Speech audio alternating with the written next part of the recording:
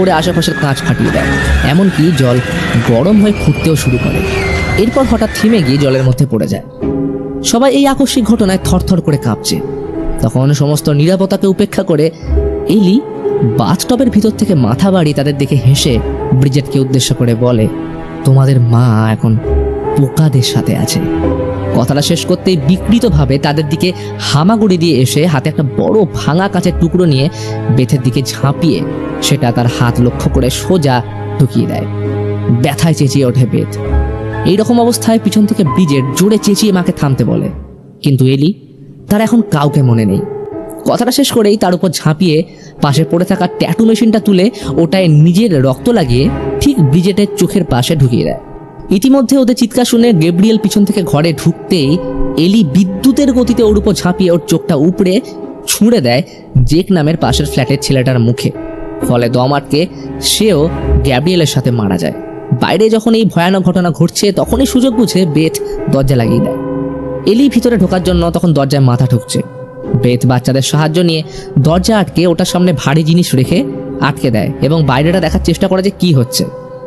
দেখে যে এটা শুনে এলি দরজার দিকে এগিয়ে বলে, কিছুই না, এই তো আমি, বাবা সবাই এখানেই আছি, তুমিও চলে এসো, আমরা একসাথে থাকবো।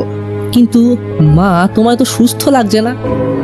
এলি হেসে বলে, কিন্তু তোমার একটা বড় করে হাগ আর কিস সব কিছু ঠিক করতে পারে।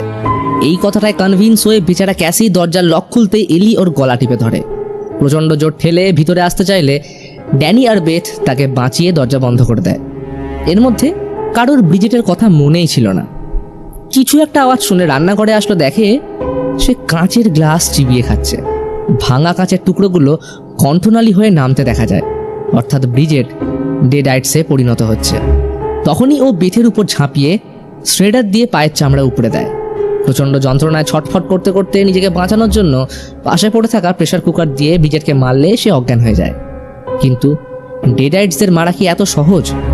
আর সেটাই হতে আমরা দেখি, কারণ পরক্ষণে ব্রিজেট উঠে ড্যানিকে তাড়া করে। এরই সাথে বাইরে থাকা এলি পাগলের মতো চিৎকার করতে শুরু করে। ড্যানি ছুটে নিজের ঘরে ঢুকে পড়লে ব্রিজেটের নজর যায় ক্যাসির দিকে। তাকে মারতে আসলে নিজেকে বাঁচানোর জন্য ক্যাসি পুতুলের মাথা লাগানো লাঠিটা ওর দিকে ঘুরিয়ে দিলে সেটা ওর মুখের ভিতর দিয়ে ঢুকে মাথার পিছন দিয়ে বেরিয়ে যায়। ওইটুকু ছোট্ট বাচ্চা মেয়ে চোখের সামনে ভয়াবহ ঘটনা দেখে স্তম্ভিত হয়ে পড়ে।